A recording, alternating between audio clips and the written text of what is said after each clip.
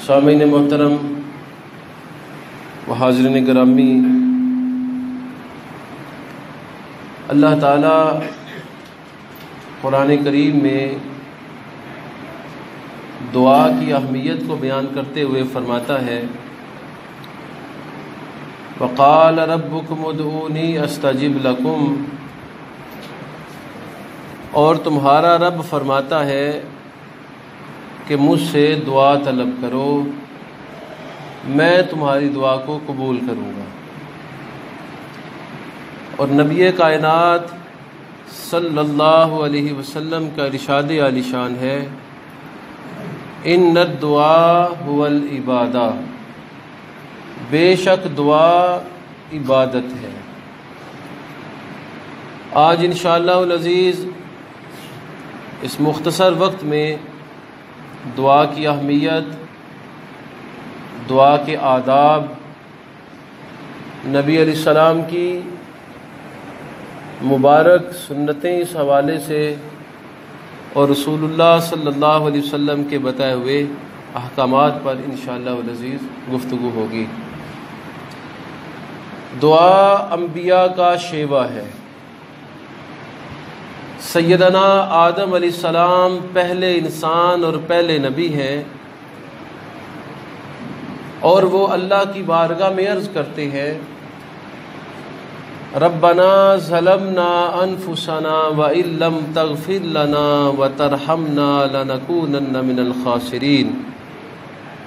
اے ہمارے رب یقیناً ہم نے اپنی جانوں کے ساتھ ناانصافی کی ہے، اگر تو نے ہمیں نہ بخشا اور ہم پر رحم نہ کیا تو ہم خسارے والوں میں سے ہو جائیں گے۔ تو یہ سیدنا آدم تمام انسانیت کے والد کی اللہ کی بارگاہ میں دعا ہے۔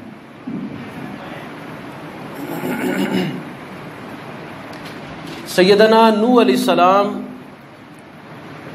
جو کہ دوسرے بڑے پیغمبر اور رسول ہیں، وہ بارگاہ ربانی میں یوں عرض کرتے ہیں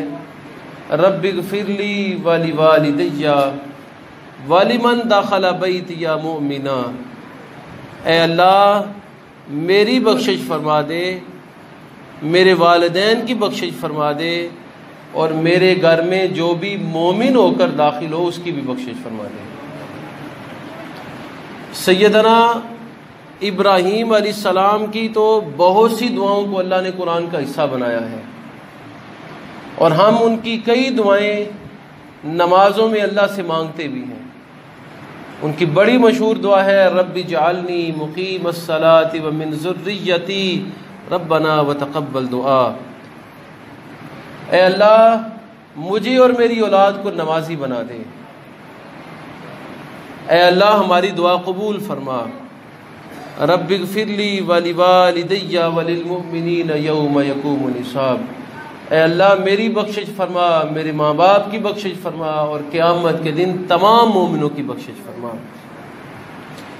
سیدنا موسیٰ علیہ السلام کی دعاؤں کو بھی قرآن نے اپنا حصہ بنایا ہے، اور یوں ان کی دعاؤں کو اللہ نے ذکر کیا ہے اے اللہ میری زبان کی گرہ کھول دے، میرے علم میں اضافہ فرما دے، اور میرے خاندان میں سے میرے بھائی ہارون کو میرا نائب بنا دے۔ نبی علیہ الصلاۃ والتسلیم کے امتیوں کی دعاؤں کو بھی اللہ نے قرآن کا حصہ بنایا ہے ربنا اغفر لنا ولاخواننا الذین سبقونا بالایمان، اے اللہ ہمیں بخش دے اور ہمارے سابقہ گزرے ہوئے بھائیوں کو، مومنوں کو بخش دے۔ پھر اللہ تعالیٰ نے مومنوں کی دعاؤں کو قرآن کا یوں حصہ بنایا ہے ربنا اننا آمنا فاغفر لنا ذنوبنا وقنا عذاب النار، اے اللہ ہم تجھ پہ ایمان لائے ہیں، ہماری بخشش فرما دے اور ہمیں دوزخ کے عذاب سے محفوظ فرما دے۔ پھر نبی علیہ السلام اکثر جو دعا مانگا کرتے تھے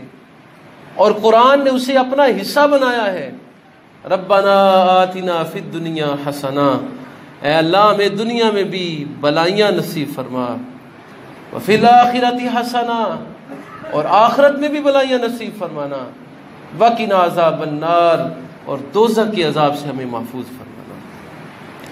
تو رمضان کے یہ جو باقی ایام رہ گئے ہیں، 4 یا 5 دن ہیں، 2 طاق راتیں رہ گئی ہیں، ان اوقات کو اور ان راتوں کو زیادہ سے زیادہ ذکر میں، فکر میں، دعاؤں میں گزاریں، اللہ سے اپنا رابطہ مضبوط کریں بذریعہ دعا۔ جب بندہ اکیلا، تنہا، انفرادی طور پر اللہ کی بارگاہ میں دعا طلب کرتا ہے تو بندے کا اور اللہ کا رشتہ مضبوط ہوتا ہے۔ یہ رشتے کی پختگی بندے کی دعاؤں کی قبولیت کا سبب بنتی ہے۔ نبی کائنات صلی اللہ علیہ وسلم فرماتے ہیں کہ اللہ تعالیٰ حیا فرماتا ہے کہ کوئی بندہ اپنے ہاتھ اٹھا کے اللہ سے دعا کرے اور اللہ خالی اس کے ہاتھوں کو لٹا دے۔ اللہ اپنے بندے کے ہاتھوں کو خالی نہیں لٹایا کرتا۔ اسی طرح فرمایا کہ اگر کوئی سفید بالوں والا اللہ کی بارگاہ میں دعا مانگے تو اللہ حیا فرماتا ہے کہ اس کی دعا کو اللہ رد فرما دے۔ تو یہ خصوصی جو رمضان کے دن ہے، یہ قبولیت دعا کے دن ہیں۔ یہی وجہ ہے کہ نبی کائنات صلی اللہ علیہ وسلم نے جب فرمایا کہ لیلۃ القدر کو رمضان کی طاق راتوں میں جو آخری عشرے میں آتی ہیں ان میں تلاش کرو، یعنی 21ویں رات، 23ویں رات، 25ویں رات، 27ویں رات اور 29ویں رات، اور ساتھ فرمایا کہ من قام لیلۃ القدر ایمانا و احتسابا غفر له ما تقدم من ذنبه، جس نے لیلۃ القدر کی رات کو عبادت میں گزارا اللہ تعالیٰ اس کے جمیع گناہ معاف فرما دے گا۔ اس وقت سیدہ عائشہ الصدیقہ نے عرض کیا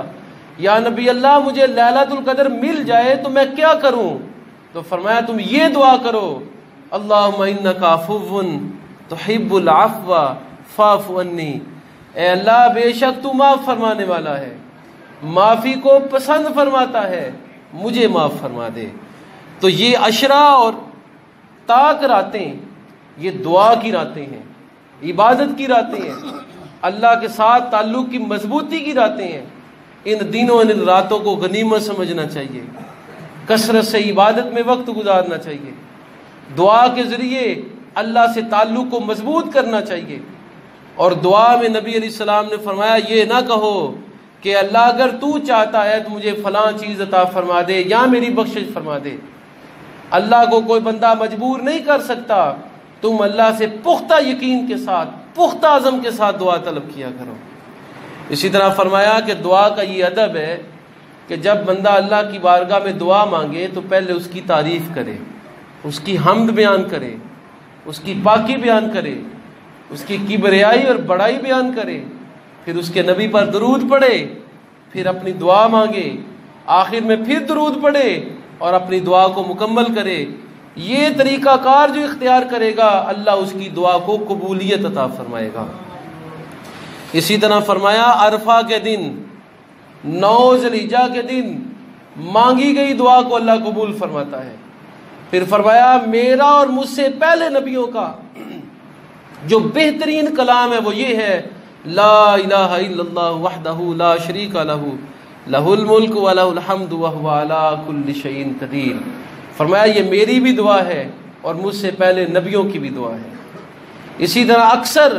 نبی کائنات صلی اللہ علیہ وسلم اللہ سے یہ دعا مانگا کرتے تھے، ربنا آتنا فی الدنیا حسنہ وفی الآخرۃ حسنہ وقنا عذاب النار۔ اور یہ ایسی جامع دعا ہے کہ اس میں دنیا کی بلائی بھی ہے، اس میں آخرت کی بلائی بھی ہے، اس میں اللہ کے عذاب سے پناہ بھی ہے، اللہ کی رحمتوں کو دعوت بھی دی جا رہی ہے اور اللہ کی رحمتوں کا سوال بھی کیا جا رہا ہے۔ نبی علیہ السلام فرماتے ہیں کہ الدعاء بین الاذان والاقامۃ لا یرد، اذان اور اقامت کے درمیانی وقت میں مانگی گئی دعا کبھی بھی رد نہیں ہوتی۔ تو اب بندوں کو چاہیے کہ اذان اور اقامت کے درمیان جو 15-18 منٹ کا وقفہ ہوتا ہے اس میں خوب جی بھر کے اللہ سے دعا مانگے، وہ دعا اور نماز کا وقت ہے۔ اسی طرح حدیث میں ہے کہ ہر اذان کے بعد 2 رکعتیں ہیں، جماعت سے پہلے پہلے، وہ اسی لیے رکھتے پڑھنے کا حکم دیا گیا ہے تاکہ بندہ ان رکعات کو پڑھنے کے ساتھ اللہ کی بارگاہ میں دعا کرے۔ تو فرمایا اذان اور اقامت کے درمیان دعائیں رد نہیں ہوتی۔ وہ افراد جو کہتے ہیں دعائیں مانگتے ہیں لیکن قبول نہیں ہوتی، اللہ سے التجائے کرتے ہیں، اللہ تعالیٰ مانتا نہیں ہے، تو ان بندوں کو چاہیے کہ اس دستور کے مطابق دعا مانگے جو دستور ہمارے نبی نے ہمیں سکھایا ہے، جو طریقہ ہمارے نبی نے ہمیں بتایا ہے۔ فرمایا کہ اذان اور اقامت کے درمیان مانگی گئی دعا اللہ رد نہیں فرماتا۔ اسی طرح یوم عرفہ کو مانگی گئی دعا اللہ رد نہیں فرماتا۔ اسی طرح روزے کی افطاری کے وقت مانگی گئی دعا اللہ رد نہیں فرماتا۔ نبی علیہ السلام نے جب یہ فرمایا کہ روزے کی افطاری کے وقت مانگی گئی دعا اللہ رد نہیں فرماتا، تو عبداللہ ابن عمر العاص نامی صحابی اس حدیث کے راوی ہیں، ان کی عادت کریمہ تھی کہ جب بھی روزہ افطار کرنے کا وقت ہوتا تو اپنے ہاتھوں کو اٹھا کے اللہ کی بارگاہ میں یہ دعا کرتے تھے، اللہم انی اسالک برحمتک التی وسعت علی کل شیء ان تغفر لی، اے اللہ میں تیری رحمت کے صدقے سوال کرتا ہوں جو ہر چیز کو محیط ہے، ہر چیز سے وسیع اور بڑی ہے، میری بخشش فرما دے۔ پھر روزہ افطار کیا کرتے تھے۔ تو حضرت عبداللہ بن عمر العاص جب بھی روزہ افطار کرتے پہلے نبی علیہ السلام کی یہ حدیث بیان کرتے کہ افطاری کے وقت دعا اللہ رد نہیں فرماتا، اور پھر ساتھ یہ دعا بھی مانگا کرتے تھے۔ اس سے معلوم ہوا کہ دعاؤں میں سے بہترین دعا وہ ہے جس میں بندہ اللہ سے اپنی بخشش طلب کرتا ہے، اپنی معافی طلب کرتا ہے، استغفار کرتا ہے۔ اسی طرح حدیث میں ہے نبی علیہ السلام فرماتے افضل الذکر لا الہ الا اللہ وافضل الدعاء الاستغفار،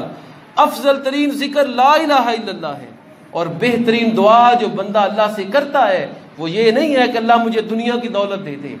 وہ یہ نہیں ہے کہ مجھے عزت و آبرو اور اولاد مل جائے، بلکہ وہ یہ ہے کہ اللہ مجھے معاف فرما دے۔ استغفار بہترین دعا ہے۔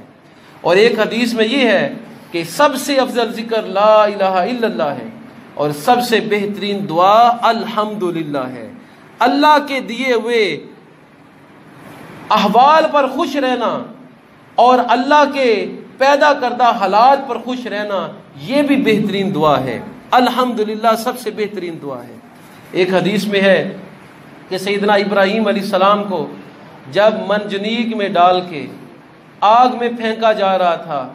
تو سیدنا ابراہیم علیہ السلام کی بارگاہ میں جبرائیل حاضر ہوئے، عرض کیا حضور اگر اجازت دیں تو پر مار کے آگ کو بجھا دوں؟ فرمایا مجھے تجھ سے کچھ نہیں چاہیے، اور پھر اللہ کی بارگاہ میں عرض کی حسبی اللہ، اللہ مجھے کافی ہے، وَهُوَ عَلَىٰ كُلِّ شَيْءٍ قدیر، اور وہ ہر چیز پر قادر ہے۔ حسبی اللہ کے الفاظ کے ساتھ اللہ کی تعریف کی اور اللہ سے دعا بھی مانگی۔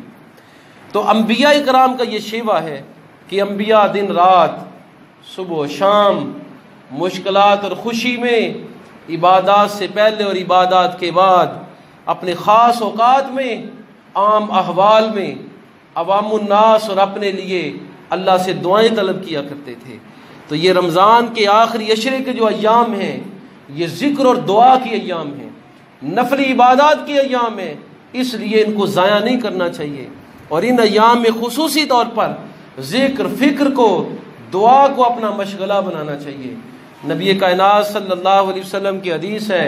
کہ رات کے آخری پہر میں کی گئی دعا اللہ رد نہیں فرماتا۔ تو رات کے آخری پہر میں جاگنا اور خصوصاً تاک راتوں کو جاگ کر اللہ کی عبادت کرنا، یہ وہ نعمت ہے کہ جس نعمت کی بدولت اللہ بندے کے گناہوں کو معاف فرماتا ہے، بندے کے گناہ اللہ تعالیٰ مٹا دیتا ہے اس نعمت کی بدولت۔ تو تاک راتوں میں جاگنے کی عادت بنائیے اور اللہ سے دعا کرنے کا سلیقہ سیکھیے، اور اس طریقے سے دعا کیجئے کہ جس طریقے سے آدمی اللہ کی بارگاہ میں دعا کرے تو اللہ قبول فرماتا ہے۔ وہ طریقہ کیا ہے کہ عین یقین کے ساتھ اللہ سے دعا طلب کی جائے، پختہ اعتماد کے ساتھ اللہ سے دعا طلب کی جائے، اور یقین رکھا جائے میرا رب ہے، وہ میری دعا قبول نہیں کرے گا تو پھر کس کی کرے گا۔ اور پھر شروع میں اللہ کی تعریف اور حمد اور درود شریف، اور آخر پر بھی درود، اور درمیان میں دعا، تو انشاءاللہ دعائیں اللہ قبول فرمائے گا۔ نبی کائنات صلی اللہ علیہ وسلم کی حدیث سے یہ مسئلہ بھی اخذ ہوتا ہے کہ رمضان میں دعائیں رد نہیں ہوتی، رمضان میں بندہ دین دنیا کی جو بھی دعا اللہ سے طلب کرتا ہے وہ بھی اللہ تعالیٰ قبول فرماتا ہے۔ رات کے آخری پہر میں دعائیں قبول ہوتی ہیں، افطاری کے وقت دعائیں قبول ہوتی ہیں، اور پھر جمعہ کے دن بھی دعائیں قبول ہوتی ہیں، کیونکہ جمعہ جو ہے یہ مسلمانوں کی عید ہے۔ مسلمانوں کے لیے جمعے کو عید کا درجہ دیا گیا ہے، اس دن کی گئی دعائیں بھی اللہ قبول فرماتا ہے۔ تو ان ایام کو غنیمت جانیں، یہ جمعۃ الوداع ہے، اسے غنیمت جانیں۔ حدیث میں ہے، نبی علیہ السلام فرماتے ہیں اللہ تعالیٰ رمضان کی ہر رات میں لاکھوں لوگوں کو جہنم سے آزاد فرماتا ہے، اور رمضان کے آخری جمعے میں جتنے لوگ پورے رمضان میں جہنم سے آزاد کیے ہوتے ہیں اتنے مزید لوگوں کو جہنم سے آزاد فرما دیتا ہے۔ اور جب رمضان کی آخری رات آتی ہے تو جتنے لوگوں کو پورے رمضان میں اللہ نے معاف فرمایا ہوتا ہے اتنے مزید لوگوں کو جہنم سے آزاد فرما دیتا ہے۔ تو یہ اللہ کی بخشش کے لوٹنے کے ایام ہیں،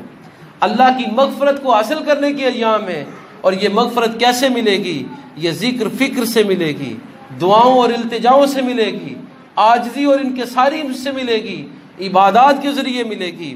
نبی کائنات صلی اللہ علیہ وسلم کی احادیث سے یہ مسئلہ بھی اخذ ہوتا ہے کہ فرض نمازوں کے بعد مانگی گئی دعائیں بھی اللہ رد نہیں فرماتا۔ سنن ترمذی کی حدیث ہے کہ قریب قبولیت کے جو دعا ہوتی ہے وہ فرض نماز کے فوراً بعد مانگی گئی دعا ہے۔ تو فرض نمازوں کے بعد دعائیں مانگنا اپنی عادت بنائیے۔ رات کو دعائیں مانگنا جس بندے کی عادت ہو اس بندے کو دنیاوی پریشانیاں نہیں گھیرا کرتی۔ جس بندے کی عادت ہو افطاری کے وقت دین و دنیا کی راحتیں اللہ سے مانگنا اس کی دعائیں قبول ہوتی ہیں۔ جمعۃ المبارک اور رمضان کی بابرکت ساعتوں میں اللہ تعالیٰ دعاؤں کو قبول فرماتا ہے۔ نبی کائنات صلی اللہ علیہ وسلم کا مبارک طریقہ یہ تھا کہ دعا جب کرتے تو ہاتھوں کو اٹھا لیا کرتے تھے، کم از کم سینے کے برابر ہاتھوں کو اٹھانا سنت ہے دعا میں۔ سینے کے برابر ہاتھوں کو اٹھا کر نبی علیہ السلام اللہ سے دعا مانگتے اور پھر اپنے چہرے پر پھیر لیا کرتے تھے۔ حضرت انس اور دیگر صحابہ سے مروی ہے کہ نبی علیہ السلام کو ہم نے دیکھا ہے آپ نے جب بھی دعا مانگی ہے ہاتھوں کو اگر اٹھایا ہے تو ان کو نیچے لانے سے پہلے اپنے چہرے پر پھیرا ہے۔ حضرت عبداللہ ابن عمر اور حضرت عبداللہ ابن زبیر کی بھی یہی عادت کریمہ تھی کہ وہ جب بھی دعا کے لیے ہاتھ اٹھاتے تو ہاتھوں کو نیچے لانے سے پہلے اپنے چہرے پر ہاتھ پھیرا کرتے تھے۔ پھر دعا کا ایک ادب یہ بھی ہے کہ جب بندہ دعا مانگے قبلے کی رخ ہو کر وہ دعا مانگے، یہ بھی قبولیت کے